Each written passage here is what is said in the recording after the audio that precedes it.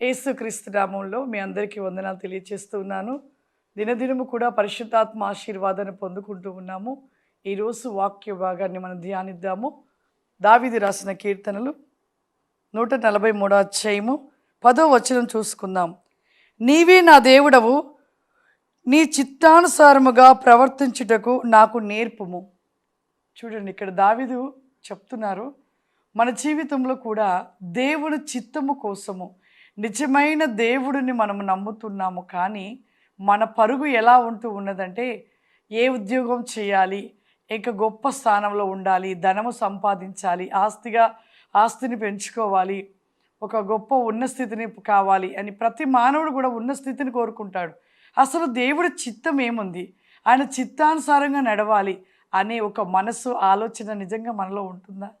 ప్రతి మనిషికి ఒకే కోరిక, గొప్పోలం కావాలి, ఓ గొప్ప ఉన్న స్థితిలో ఉండాలి, గొప్పగా బ్రతకాలి అనేది చూస్తాడు. కానీ అసలు దేవుని చిత్త ప్రకారం మేము నడవాలి, దేవుడు చెప్పినట్లుగా ఉండాలి, దేవుడు చెప్పిన విధముగా ముందుకు సాగాలి అనే ఒక ఆలోచన ఎవరికి కూడా ఆలోచన ఉండదు ప్రియులారా. కానీ దేవుడి చిత్తానుసారంగా ఆయన చిత్త ప్రకారంగా నడుచుతూ ఎవరైతే దేవుడి చిత్తాన్ని దేవుణ్ణి అడుగుతూ నడుస్తారో వారి జీవితంలో ఖచ్చితంగా ఆయన రీతిలో ఆయన చిత్తములో నడిచిన వాడంట గొప్ప ఉన్న స్థితిలో ఉంటాడు.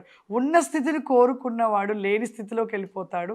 కానీ దేవుడి చిత్తానుసారంగా నడిచే వాడి జీవితం అయితే ఒక ఉన్న స్థితిలోనికి దేవుడు తీసుకువెళ్తాడు, ఉన్న స్థితిలో దేవుడు నిలుపుతాడు. కాబట్టి మన జీవితంలో ప్రతి ఒక్కరు కూడా మనము దేవుని అడగవలసినది, దేవా నీ చిత్తానుసారంగా నేను నడుస్తాను, నీ చిత్త ప్రకారంగా నేను నిలిచి ఉంటాను, నీ చిత్తమునే నాకు తెలియపరచుము, నీ చిత్త ప్రకారము నడిచే కృపను దయచేయము, నాకు నేర్పుము అని మనం ఎప్పుడైతే అడుగుతామో ఖచ్చితంగా మన జీవితంలో దేవుడు ఆయన చిత్త ప్రకారంగా మనం నడిపిస్తూ సమృద్ధి కలిగిన ఆశీర్వాదాలు ఇస్తాడు. దేవుడు కూడా ఎప్పుడు మనము సంతోషంగా ఉండాలని చూస్తాడు, ఆనందంగా ఉండాలని చూస్తాడు.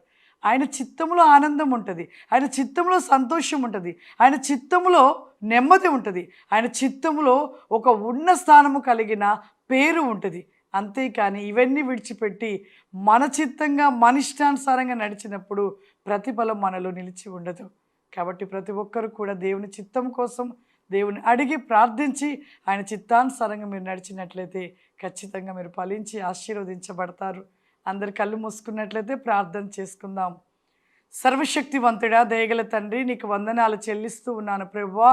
ఈ ఉదయకాలమే ప్రార్థిస్తూ ఈ ఉదయకాలమే ఆశీర్వాద వేకమును పొందుకుంటున్న ప్రతి ఒక్కరి జీవితంలో ఈ దినమంతా కూడా ఆశీర్వాదము దయచేయండి నాయన.